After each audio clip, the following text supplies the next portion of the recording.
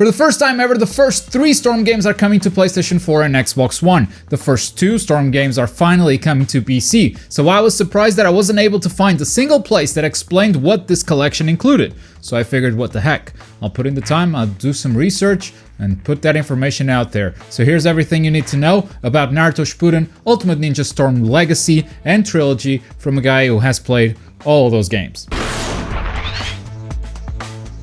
First of all, there are 2 collections coming out, the Storm Trilogy and the Storm Legacy. The difference here is Naruto Storm 4. If you already own Storm 4, you might want to get the Storm Trilogy, which includes Storm 1, 2, and 3, including all DLC. If not, Legacy includes those games plus Storm 4 along with DLC. Also, if you're a sucker for physical copies, Grandpa, Legacy is the only one coming to retail. Trilogy is exclusively digital. Alright, let's start talking about the Storm Trilogy, and you can assume that everything in the Storm Trilogy is going to be in Legacy. So at the end of the video, we'll talk about the extra stuff that you get with Legacy. Storm Trilogy. It's a collection of the first 3 games. Well, technically, the first 3 games were Storm, Storm 2, and Generations.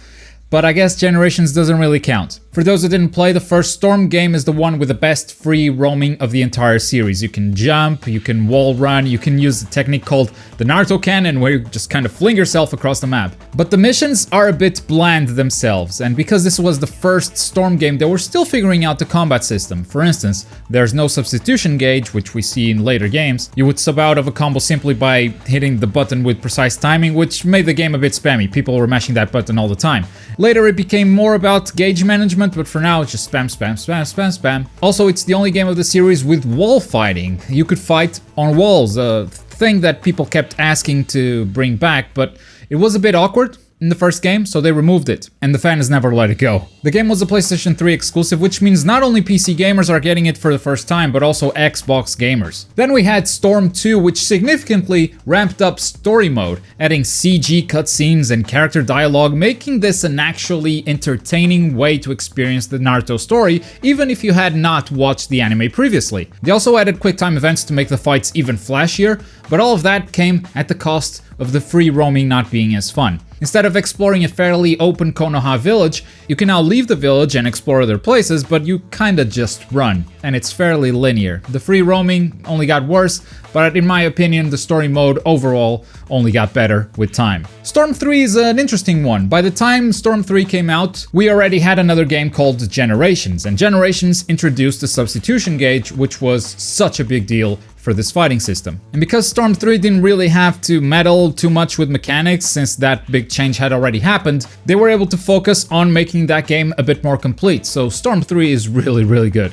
Story mode is once again ramped up, and it even includes brawling sections where you defeat multiple enemies. And the one included in the Trilogy collection is Full Burst. Full Burst was an expanded version of Storm 3 that was released later. It's the only version that was available on PC, so if you played it on PC, you played Full Burst already. Besides the base game, it included the Sage Kabuto as a character, which was a big deal back then. I think it's still a pretty big deal, as well as its story arc, which you play as Sasuke and Itachi, and it's a pretty fun story arc. Not too long. If you haven't played it, don't worry too much about it, but it's pretty cool. All 3 games come with improved graphics, so if you haven't played them yet, you'll get to experience a better looking version of them, and if you have played them, maybe that alone isn't really worth the price unless you care about graphics that much. Even if you haven't played the DLC for any of these games, I don't know if I can recommend paying full price just for some extra DLC, because it's usually just some extra characters, not a lot of story stuff happening. However, if you have played these games and love the multiplayer, then yes, it might be worth getting this collection. Not everyone liked the changes to the combat system in Storm 4, and this collection will surely revamp those old multiplayer lobbies, especially Storm 3. I don't know how long those multiplayer lobbies will remain active, but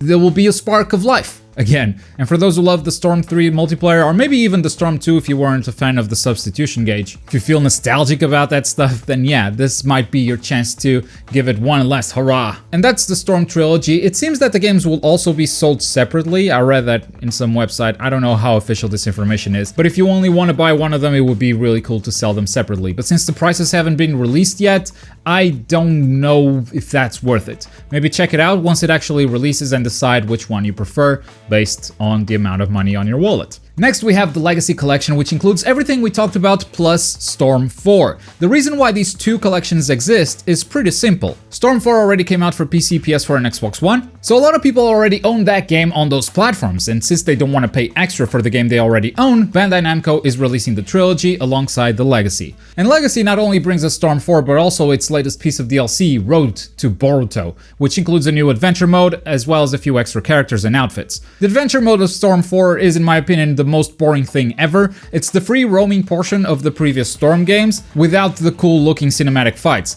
And as you know, the free roaming only got worse over time. They took those epic cinematic fights and they put it in a separate mode called Story Mode, and maybe that's why I think the Story Mode of Storm 4 is actually the best one in the series. Anyway, that's what you get if you buy the Legacy or the Trilogy collection. Let me know if you're planning to buy one of these, and why? What's the main hook drawing you to this? I would love to know, so make sure to let me know in the comments down below. If you're curious about the next Naruto game, check out our analysis of the Capture the Flag game mode coming up for Shinobi Striker. If you're in the mood for something else, you can always click right here, but as always, thank you very much for watching. My name is Globku, and I'll see you guys next time. Bye!